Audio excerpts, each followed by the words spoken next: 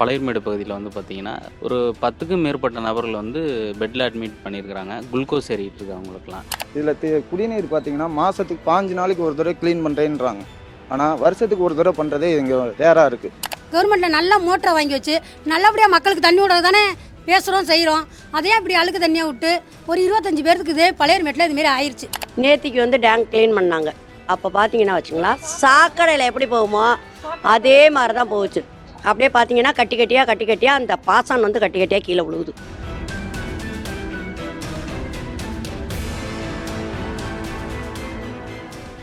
நகராட்சி மாநகராட்சிக்கு அமைச்சராக இருக்கிற KN நேரு தொகுதியிலேயே குடிநீர் பிரச்சனையால நிறைய பேர் பாதிக்கப்பட்டாங்க. உயிரிழப்புகளும் நடந்துச்சு. இப்போ அதே திருச்சி மாவட்டத்துல ஸ்ரீரங்கம் தொகுதி அந்தநல்லூர் ஒன்றியம் பெட்டவாய்த்தலை ஊராட்சி பழையூர் மேடு கிராமத்துல ஒரு வாரத்துக்கும் மேல கழிவுநீர் கலந்த குடிநீர் விநியோகம் செஞ்சிருக்காங்க. காவிரி கரையில இருக்கிற அந்த கிராமத்துல 1500க்கும் மேற்பட்ட குடும்பங்கள் இருக்காங்க. காவிரி கரையில இருக்கிற அந்த கிராமத்துக்கே சுத்தமான குடிநீர் கிடைக்கல. பழையூர் மேடு கிராமத்துல மாரியம்மன் கோயில் தெரு, கருமாரியம்மன் கோயில் தெரு, அங்காளம்மன் கோயில் கிழக்கு மேற்கு வீதிகள், கல்லுக்கடை தோப்பு, அண்ணா நகர் விஸ்தரிப்பு உள்ளிட்ட பல்வேறு பகுதி மக்களுக்கு ஒரு வாரத்துக்கும் மேல திடீர்னு வயிற்றுப்போக்கு, வாந்தி, மயக்கம், காய்ச்சல் பாதிப்பு ஏற்பட்டுச்சு. ரெட்டாதல பழையர்மேடு பகுதியில் வந்து பார்த்தீங்கன்னா 2 நாளாக வந்து குடிநீரில் வந்து ஏதோ கலந்ததுனால பார்த்தீங்கன்னா மக்கள் வந்து ரொம்ப வயிற்றாலங்கிறது தான் அதிகமாக வந்து போய் நிறைய பாதிக்கப்பட்டிருக்கிறாங்க. ஒரு 10க்கும் மேற்பட்ட நபர்கள் வந்து பெட்டில் அட்மிட் பண்ணியிருக்கிறாங்க. குளுக்கோஸ் ஏறிட்டு இருக்கு அவங்களுக்குலாம். இது வந்து ஆனால் மெயினாக வந்து நாங்கள் டாக்டர்கிட்ட கேட்டப்போ உங்களுக்கு தண்ணி வந்து பிரச்சனைனால தான் குடிநீரில் ஏதோ மிக்ஸ் ஆகிருக்கு, அதனால தான் இந்த ப்ராப்ளம் உங்களுக்கு வந்திருக்கு அப்படின்னு சொல்கிறாங்க சார். குழந்தைங்க, பெரியவங்க, இளைஞர்கள் எல்லோருக்கும் ஒரே மாதிரியான இந்த பாதிப்பு ஏற்பட்டதால சுமார் 80 பேர் மருத்துவமனையில சிகிச்சை பெற்றாங்க. இப்பவும் 20க்கும் மேற்பட்டவங்க பெட்டவாய்த்தலை மற்றும் குளித்தலை அரசு மருத்துவமனையிலையும் பக்கத்துல தனியார் மருத்துவமனையிலையும் அட்மிட் ஆயிருக்காங்க. இதில் வந்து கிராம மக்கள் வந்து ஒரு வார காலமாக ஆஸ்பத்திரி போயிட்டு ட்ரீட்மெண்ட் பண்ணிகிட்டு இருக்காங்க. என்ன ஏதுன்னு தெரியாமல் இருந்தது. இப்போ இது என்ன அது காரணம் அப்படின்னா, இங்கே உள்ள குடிநீர்னால தான் இந்த பிரச்சனைன்னு இப்போ தெரிய வந்திருக்கு. இதில் குடிநீர் பார்த்தீங்கன்னா மாதத்துக்கு 5 நாளைக்கு ஒரு தடவை க்ளீன் பண்ணுறேன்றாங்க.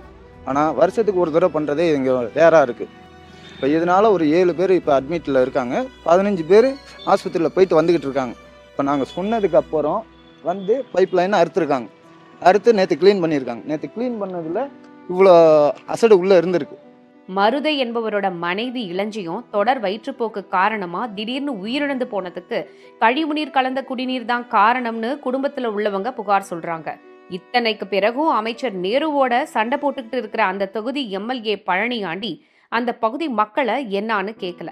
திருச்சியில அமைச்சர் நேரு, அமைச்சர் அன்பில் மகேஷ் ஒரு மாவட்டத்துக்கு 2 அமைச்சர்கள் இருந்தும் சுமார் 100 பேர் பாதிக்கப்பட்ட சம்பவத்துக்கு அதிகாரிகளை கூட அனுப்பி வைக்கல.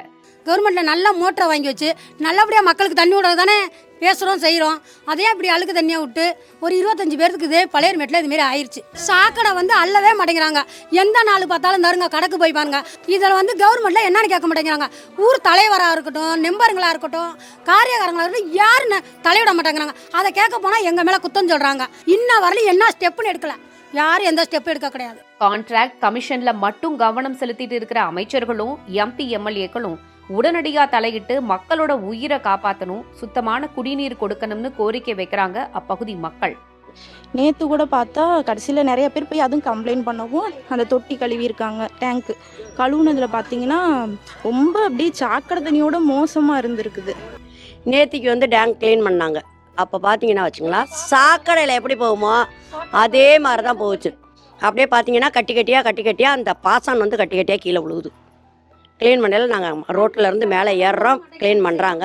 அப்போ நாங்கள் பார்த்தோம்.